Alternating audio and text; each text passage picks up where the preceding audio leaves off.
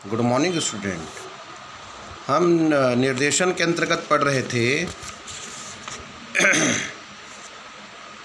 निर्देशन के अर्थ, निर्देशन के कार्य, निर्देशन की विशेषताएं, परिभाषा, है ना, और साथ ही साथ निर्देशन का महत्व और निर्देशन के सिद्धांत। ठीक है, अब हम जो निर्देशन के तत्व, मैंने आपको जो बताया था कि निर्देशन के तत्व क्या है। परिवेक्षण, जिसको बोला जाता है सुपरवाइजेशन, है ना, अभिप्रेरण यानी मोटिवेशन, ठीक है, नेतृत्व यानी लीडरशिप, और संप्रेषण यानी होता है कम्युनिकेशन। तो इन चारों तत्वों को हम एक एक करके अब अध्ययन करेंगे। ठीक है, तो सबसे पहले क्या है हमारे पास? पर्यवेक्षण, है ना, सुपरविज़न। यानी पर्यवेक्षण जो है यानी विजिट करना होता है, देखना, निर्देशन के अंतर्गत। तो कैसे? तो पर्यवेक्षण का अभिप्राय उस क्रिया से है जिसकी सहायता से कोई व्यक्ति अपने अधीन कार्य करने वाले श्रमिकों के कार्य की निगरानी करता है, यानी देख रेख करता है, एवं उनका मार्गदर्शन भी करता है। जो व्यक्ति यह कार्य करता है उसे पर्यवेक्षक कहते हैं, जिसे कई नामों से जाना जाता है, जैसे फोरमैन, चार्ज हेड, मुख्य लिपिक, अधीक्षक, ओवरसियर आदि। ये सब इन्हीं के नाम हैं। ठीक है, विभिन्न विद्वानों ने पर्यवेक्षक को निम्न प्रकार से परिभाषित किया है। जैसे कि ये जॉर्ज आर टेरी कहता है कि पर्यवेक्षण का अर्थ कर्मचारियों के प्रयासों को मार्गदर्शन प्रदान करना है, जिससे निर्धारित कार्य उत्पादों को पूरा किया जा सके। अगर बोला जाए तो पर्यवेक्षण शब्द एक तो तत्व के रूप में तथा दूसरा कार्य निष्पादन के रूप में प्रयुक्त होता है।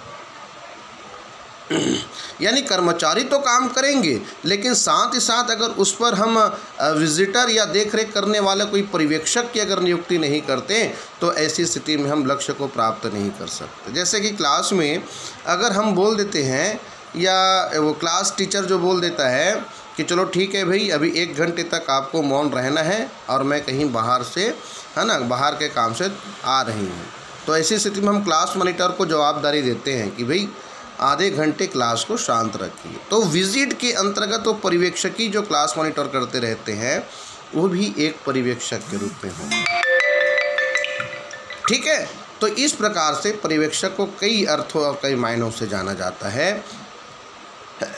देखिएगा, पर्यवेक्षण का अगर महत्व की अगर बात करें तो आज के युग में पर्यवेक्षण का जो महत्व बहुत बढ़ गया है, हर जगह देखने के लिए मिलता है, और पर्यवेक्षक हमेशा श्रमिकों के प्रत्यक्ष संपर्क में रहता है, उन्हें आदेश निर्देश जारी करता है, उनकी समस्याओं को समझता है तथा समाधान का प्रयास करता है, और उच्च प्रबंधकों के आदेशों को उन तक संप्रेषित करता है। यानी कम्युनिकेशन का काम भी कौन करता है? पर्यवेक्षक। ठीक है,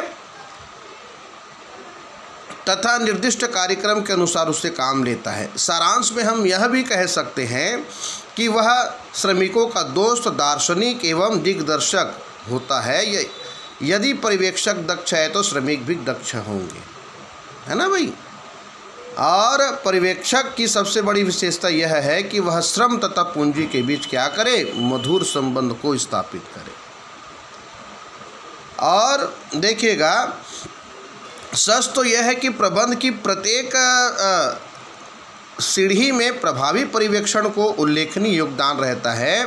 यदि यह कहा जाए तो कोई अतुलनीय नहीं होगा कि व्यावसायिक प्रबंध की सफलता बहुत कुछ सीमा तक श्रमिकों पर निर्भर करती है। चीज़ याद रखिए, है ना, और श्रमिकों से काम लेने की सफलता बहुत कुछ प्रभावी पर्यवेक्षण पर निर्भर करती है।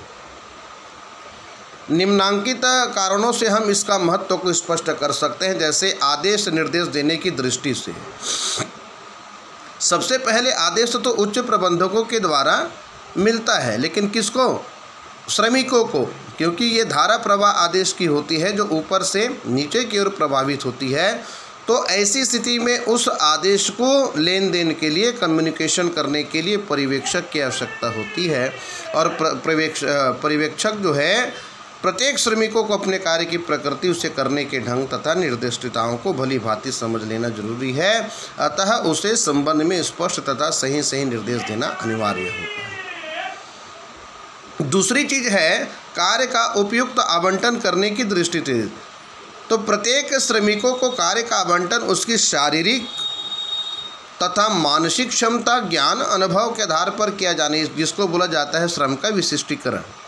ठीक है, तो श्रम के विशिष्टीकरण को ध्यान में भी रखते हुए कार्य का आवंटन करना चाहिए। किनके द्वारा? पर्यवेक्षक के द्वारा। भाई कर्मचारी की शारीरिक गतिविधियां कैसी है, उसकी मानसिक स्तर कैसी है, उसकी ज्ञान क्षमता कैसी है ना, जिससे क्या होगा, श्रमिक जिस काम को करने में दक्ष हैं उसे वह काम दिया जाना चाहिए।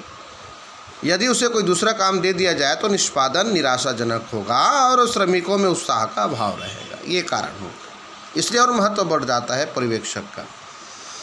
समस्याओं का अध्ययन, निवारण तथा परामर्श देने की दृष्टि से।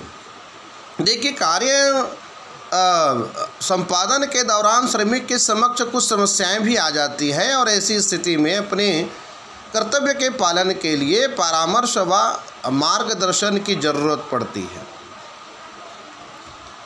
पर्यवेक्षक समस्याओं का समाधान और अध्ययन कर उसके निवारण के लिए आवश्यक कदम उठाने तथा श्रमिक को उचित परामर्श देने का महत्वपूर्ण कार्य करता है। चौथी चीज़ है काम के लिए प्रेरित करने की दृष्टि से। देखिए, कोई भी कर्मचारी अगर काम न करने की दृष्टि से अगर बैठा हो या उसे सही मार्गदर्शन नहीं मिल रहा हो, तो ऐसी स्थिति में पर्यवेक्षक जो है काम को करने के लिए उसे मोटिवेशन या अभिप्रेरित कर सकता है। ठीक है, उसके बाद है पांचवी चीज़, निष्पादन पर निगरानी की दृष्टि से। ठीक है, तो कार्य पर निगरानी की, निष्पादन पर निगरानी की दृष्टि से, तो श्रमिकों के कार्य निष्पादन पर सतत निगरानी रखने के लिए निष्पादन में सतर्कता बरतनी जाती है। छठवां है मैत्रीपूर्ण संबंध की दृष्टि से। तो एक पर्यवेक्षक श्रमिकों से नियमित रूप से संपर्क में रहता है, अतः श्रमिकों के साथ उसके मैत्रीपूर्ण संबंध स्थापित हो जाते हैं। श्रमिकों के लिए वह मित्र, मार्गदर्शक एवं दार्शनिक की भूमिका निभाता है।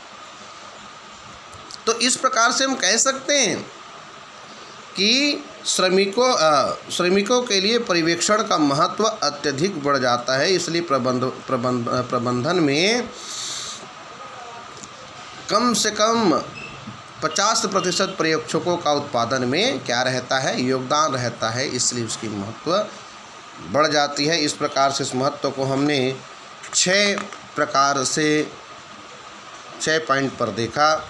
पर्यवेक्षण के कार्य को अगर देखें तो कार्य अनुसूची तैयार करना, आदेश निर्देश देना, अधीनस्थों का मार्गदर्शन करना, निष्पादन हेतु अधीनस्थों को अभिप्रेरित करना, है ना, अधीनस्थों में अनुशासन कायम रखना, असंतोष का निवारण करना, निष्पादन सुरक्षा निश्चित करना, प्रतिवेदन देना, श्रमिकों प्रबंध के मध्य सेतु का कार्य करता है ये पर्यवेक्षक, है ना भाई।